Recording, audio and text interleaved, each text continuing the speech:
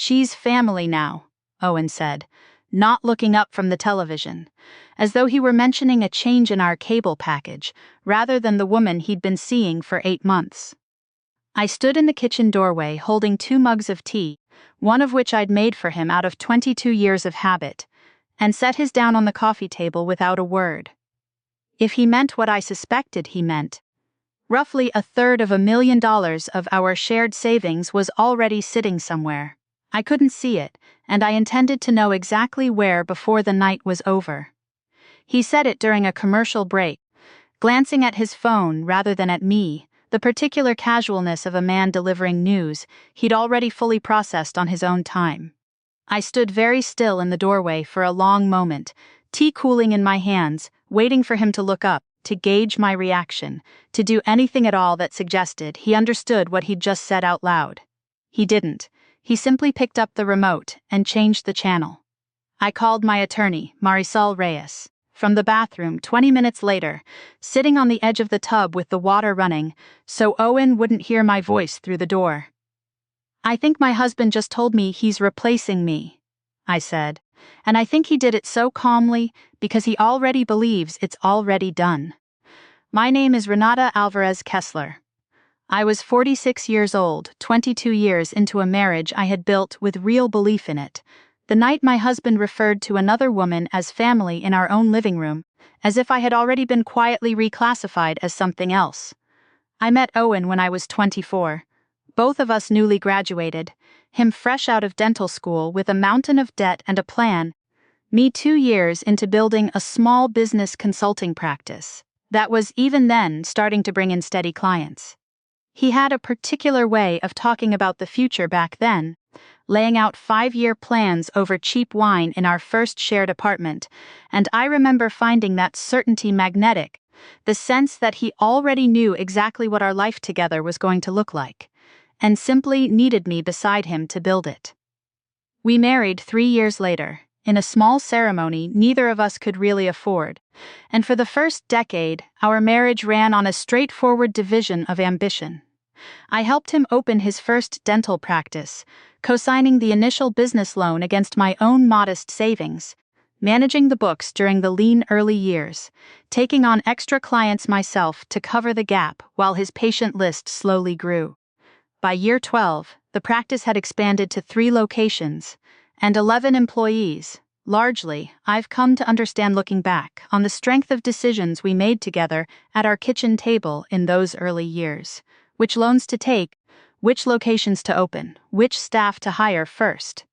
I remember the night specifically when Owen brought Dr. Okafor over for dinner to discuss bringing him on as a partner for the 3rd location, the 2 of them, and me at our dining table until nearly midnight, working through the partnership structure on a legal pad I still, somewhere, have tucked away in a drawer.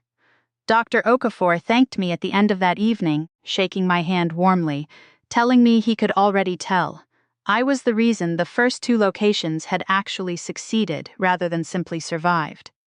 I had scaled my own consulting business down to almost nothing by then, telling myself, the way people in this position always seem to tell themselves that it was temporary, that I'd build it back up, once things stabilized. Owen used to thank me for it, in the early years, telling anyone who'd listen at dinner parties that he couldn't have built any of it without me. I don't think he was lying. Exactly. I think he simply stopped needing the sentence to be true, once saying it stopped being useful to him socially. Things never quite stabilized in a way that made room for me to come back to it. Owen's practice kept growing, and somewhere along the way, without either of us ever formally deciding it, I became the person who managed our household's finances instead of my own career. The joint accounts, the mortgage, the increasingly complicated tax filings that came with owning 3 dental practices. I trusted him with the parts of the business I didn't personally manage, the same way I assumed. He trusted me with the parts I did. The signs, looking back, had been accumulating for the better part of a year before that Tuesday evening. Owen started managing the practice's finances more directly himself.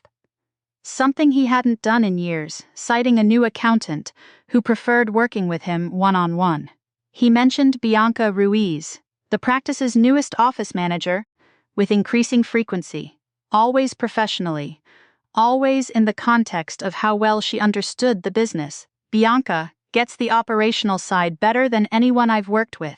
Delivered at dinner with the easy confidence of a man who didn't realize or didn't care how often her name was surfacing in conversations that had nothing to do with her. He started taking his phone into the bathroom when it rang. He grew irritated, in a way that was new, whenever I asked about the practice's financial performance, questions I'd asked comfortably for 15 years without incident. There was an evening about 6 months before the Tuesday that ended everything. When I asked over dinner whether we should finally take the anniversary trip to Portugal, we'd been talking about for years. Owen didn't look up from his plate. "Let's see how the next quarter shakes out," he said, in the same distracted tone he'd started using for most conversations that required more than a sentence of his attention. I remember sitting there afterward, doing the dishes, feeling a small, cold flicker of something I didn't yet have a name for, and deciding, the way I'd apparently trained myself to decide, that I was reading too much into an ordinary scheduling conversation. 3 months later, at a fundraiser for the local dental association, I watched Owen introduce Bianca to a table of colleagues as the person who actually keeps the third location running. A compliment that would have sounded entirely ordinary if I hadn't noticed, watching from 2 seats away, the particular way his hand rested briefly on the small of her back as he said it, gone again so quickly, I almost convinced myself I'd imagined it. I didn't imagine it. I simply chose that night, the same way I'd chosen every night before it, not to be the woman who made a scene at a fundraiser over a hand that might have meant nothing at all. I found a receipt in his coat pocket 4 months before that Tuesday. A dinner for 2 at a restaurant I didn't recognize, dated on an evening he'd told me was a late staff meeting. I stood in the closet, holding it for a long moment, and then, the way I suspect most people in this position eventually learned to, I put it back exactly where I'd found it, and told myself staff meetings sometimes ran into dinner. I didn't ask. I've thought since about why I didn't, and the truest answer I've found is that some part of me was afraid of exactly the kind of casual, devastating sentence Owen eventually did say to me, unprompted over the evening news. Marisol met me the following morning, in an office that smelled faintly of coffee and old case files, and listened to the entire story without interrupting once. "He didn't hide anything from you tonight," she said when I'd finished. "He told you outright, which usually means one of 2 things. Either he's careless, or he already believes there's nothing left for you to meaningfully contest. I want to find out which, before we do anything else." 22 years, I said, and he said it like he was mentioning the weather. "That calmness is information too," Marisol said. "People don't get that calm about something they're still afraid of losing. He's already decided he's won something. My job is finding out whether he's right." I sat in her office a long moment, thinking of the loan I'd signed 20 years earlier. My name on documents I hadn't looked at closely in over a decade, and felt something in me steady itself for the first time since the previous night. She called me 2 days later with an answer. Using the limited financial records I still had legal access to as a joint account holder, she'd traced a series of transfers, beginning 8 months earlier, moving out of our shared investment account and into something called the Ruiz-Kessler Family Trust, SEAT, $340,000 in total, moved in increments, small enough that I'd never once noticed them individually on a monthly statement. I'd stopped closely reviewing years earlier, once Owen had taken over that part of our finances directly. $340,000, I repeated, sitting very still in Marisol's office, feeling the number settle into my chest with a physical weight, into a trust with her name already on it. Already established. Already funded. 8 months before he ever said a word to you, Marisol said, which tells me this wasn't a decision he made last night over the news. Last night was just the first time he decided you were allowed to know. I didn't confront Owen during the 2 weeks Marisol spent quietly building the case. I watched him instead, the way I imagine a surgeon watches vitals before a procedure, noting small things I might once have missed. The new confidence in how he talked about moving forward at dinner, a phrase he used twice that week without ever specifying what he meant, the way he'd started leaving his laptop open on the kitchen counter, unguarded, as though he no longer felt any need to hide anything from a wife he'd already mentally filed under settled business. I let him believe the silence meant I hadn't fully understood what he'd said that Tuesday. I have never been more grateful before or since for 18 years of practice keeping a calm, unreadable face during other people's worst moments in a conference room. Owen mentioned 6 days before the practice's planned celebration that he wanted me to think about what makes the most sense long-term for the house, a conversation I recognized instantly as the opening move of a man who assumed the rest of the conversation would go exactly the way he expected. I told him I'd think about it and went upstairs and called Marisol from the bedroom instead of the bathroom this time, no longer feeling any particular need to hide the calls at all. The first thing Marisol uncovered, working through the practice's publicly filed business records over the following week, was a formal notice sent to Owen's 2 dental practice partners.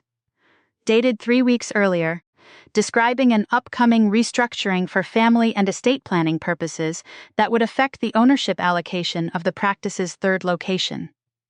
Neither partner, it turned out, had been given specifics.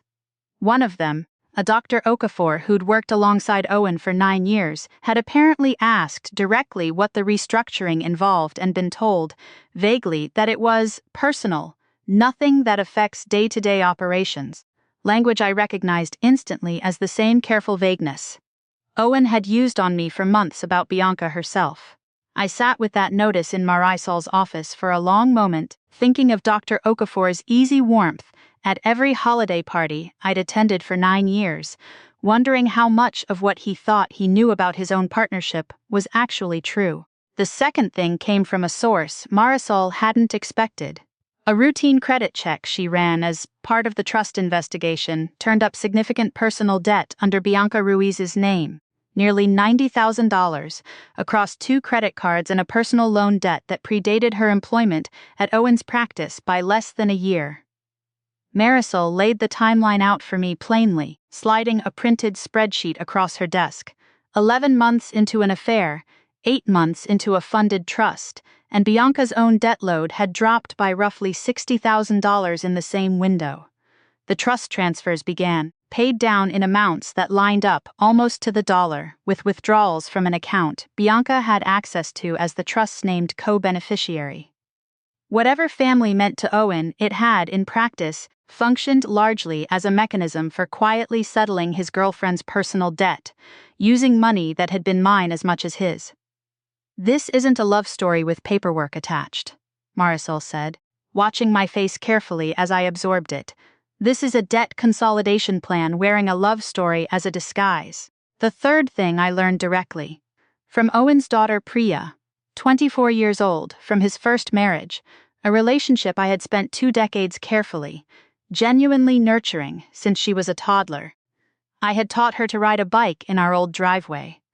I had sat with her through 2 broken engagements of her own and a difficult first year of law school, long after most stepmothers might have let the relationship quietly lapse once she became an adult. She called me herself, upset, having overheard her father on the phone with Bianca discussing finally making things official once the paperwork settled. "Renata, I don't know what's going on, but I know you," she said, her voice tight with an anger that surprised me, given how carefully she usually stayed out of her father's business. "Whatever this is, I'm not okay with it, and I told him so."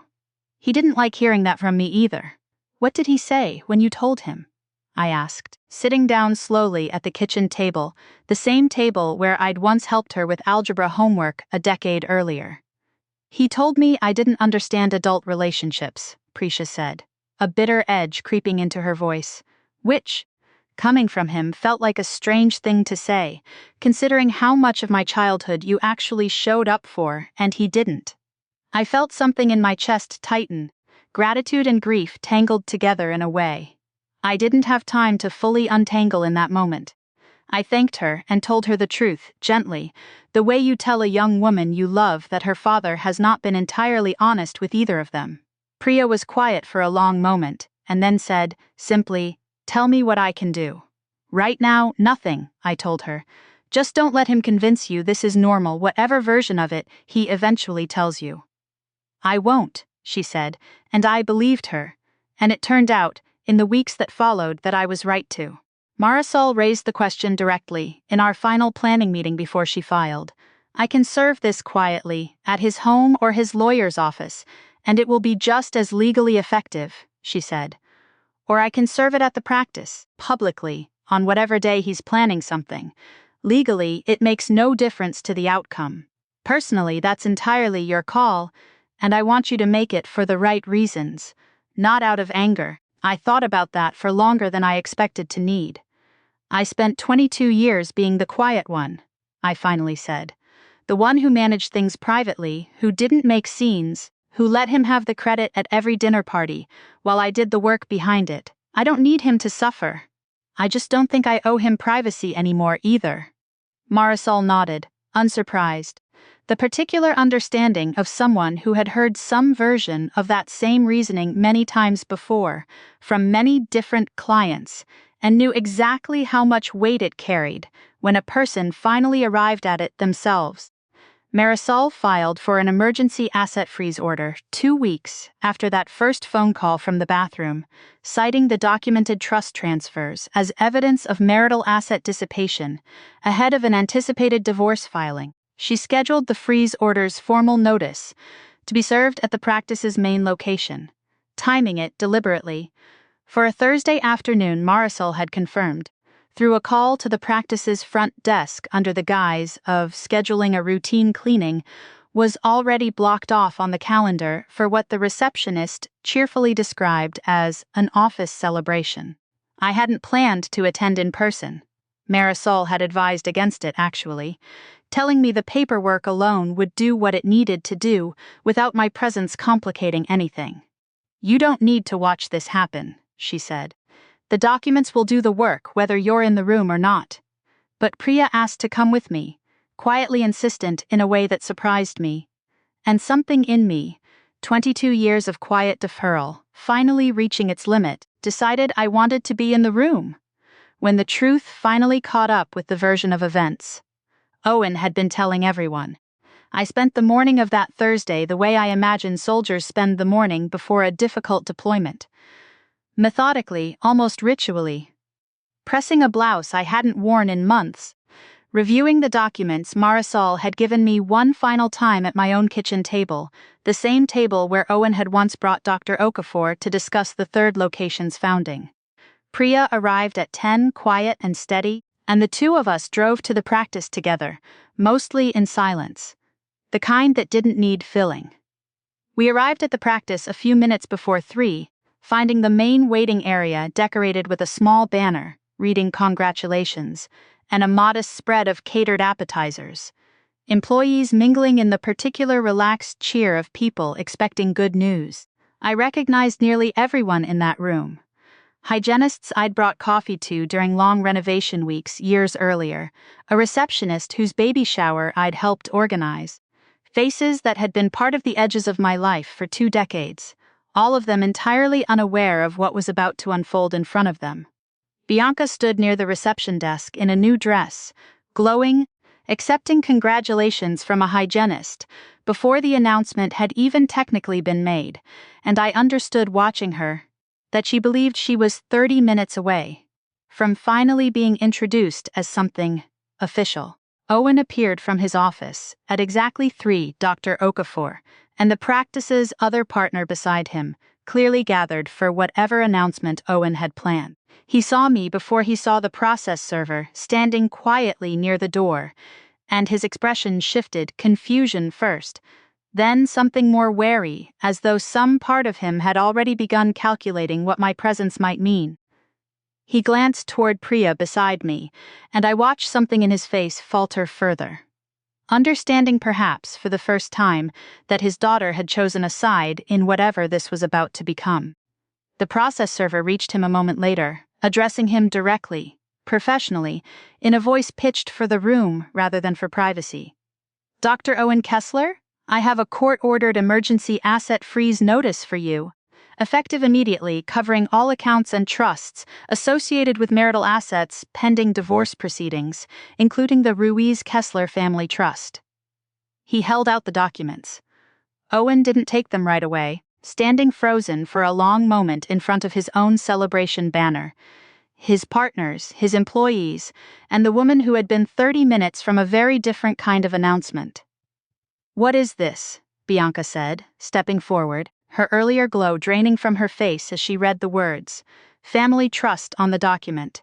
Owen was now holding unopened in his hand. "It's the trust you and Owen have been using to pay down your personal debt for the last 8 months," I said, my voice steady, carrying clearly across a room that had gone entirely silent. $340,000 of it, most of it mine. I'm sorry you're finding out what it actually was in front of everyone. I know exactly how that feels. Dr. Okafor turned slowly to look at Owen, an expression of dawning, unhappy understanding crossing his face. "The restructuring," he said quietly. "This is what the restructuring was." Behind him, the practice's third partner set down a champagne flute he'd been holding, untouched, the small clink of glass against the reception counter, landing loudly in a room that had otherwise gone entirely still. Owen didn't answer him. He was still holding the unopened envelope, standing very still in the middle of his own office, in front of a banner that had been meant to say something else entirely. Bianca looked between him and the document in his hand, and I watched something shift in her expression, confusion curdling, in real time, into a dawning suspicion of her own. "Owen," she said quietly, "you told me this was already mine. You told me it was already set up in both our names, permanently." "It was in both our names," Marisol said, stepping forward from where she'd been standing near the door, her voice calm and entirely without malice. "As a co-beneficiary, not as an owner. Which is a very different thing, and one I'd guess he didn't explain to you in quite that much detail." Bianca didn't say anything else.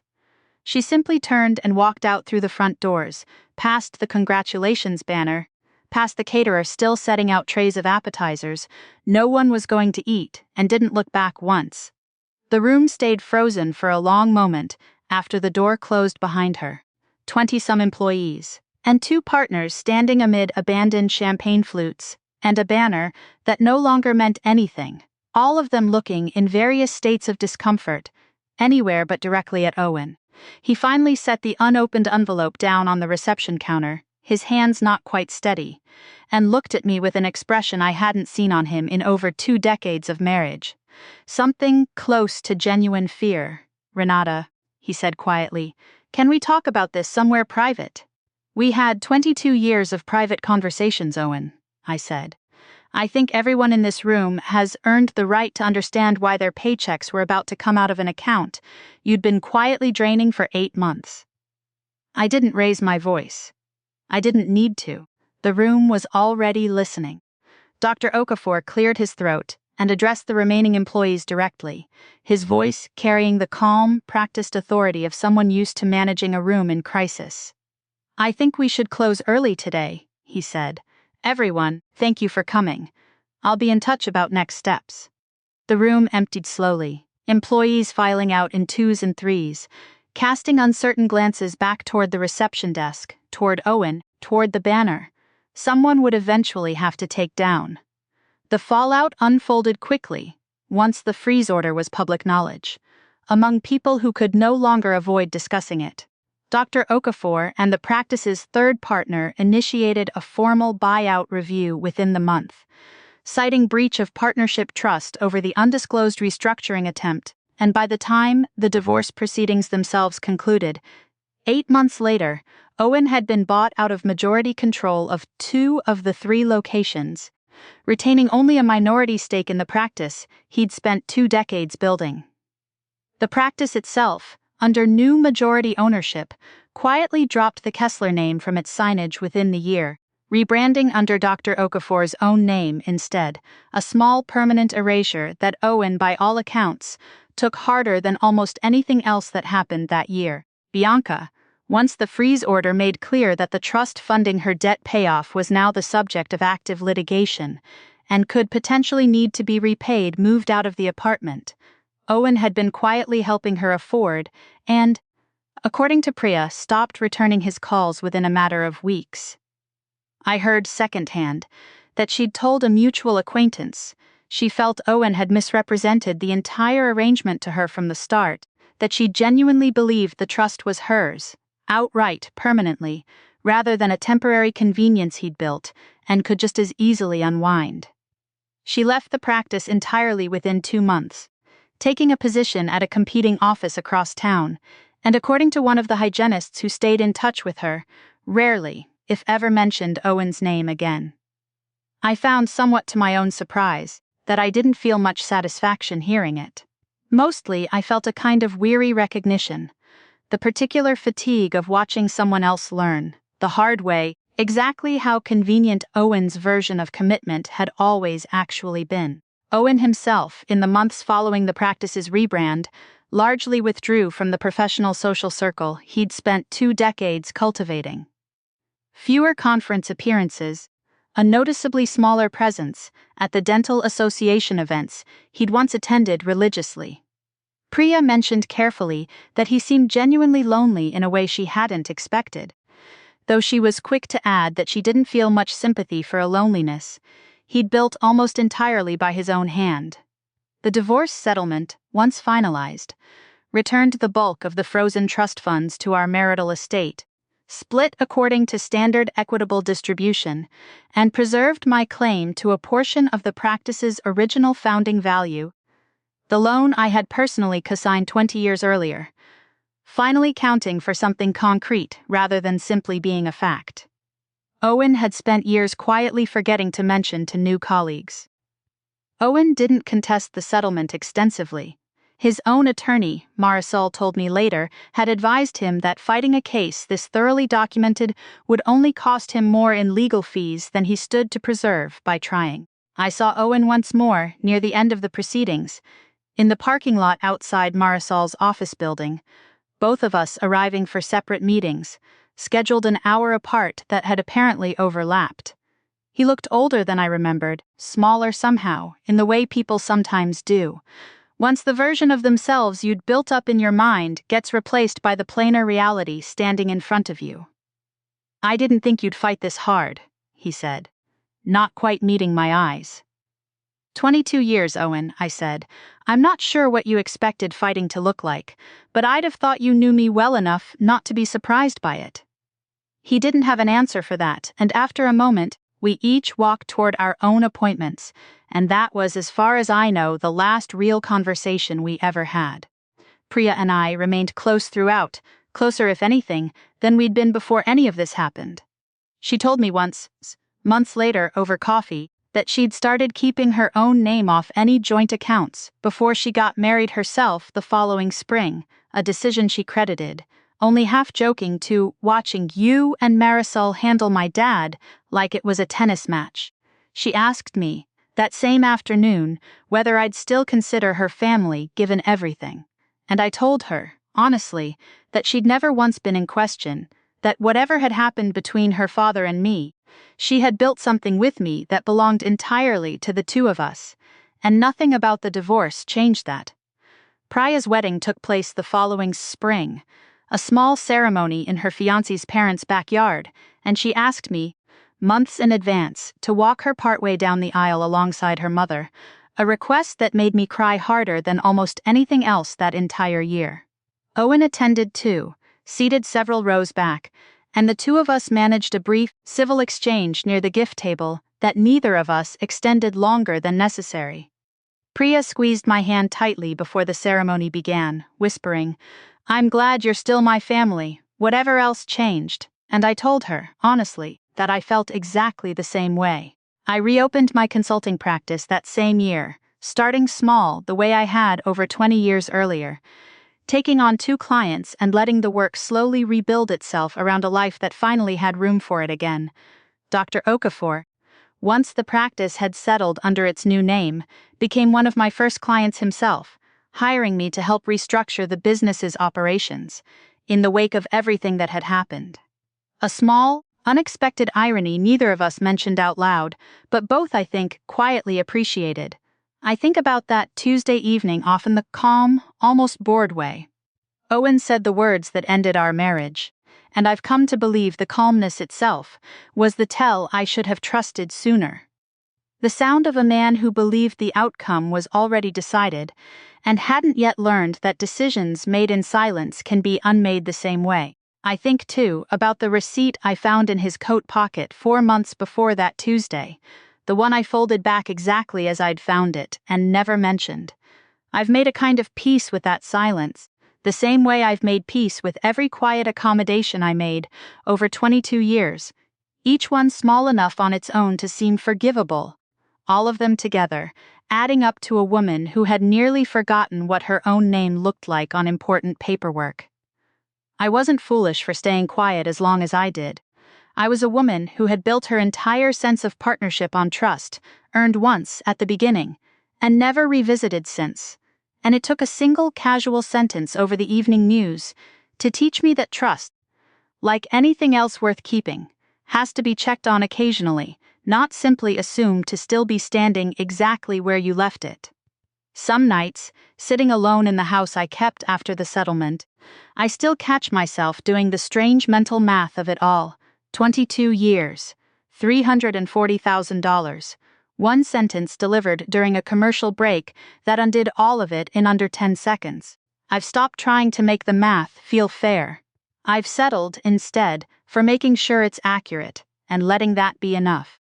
If you've ever had someone tell you, in a tone that dared you to react, that you'd already been quietly replaced, I hope you remember this.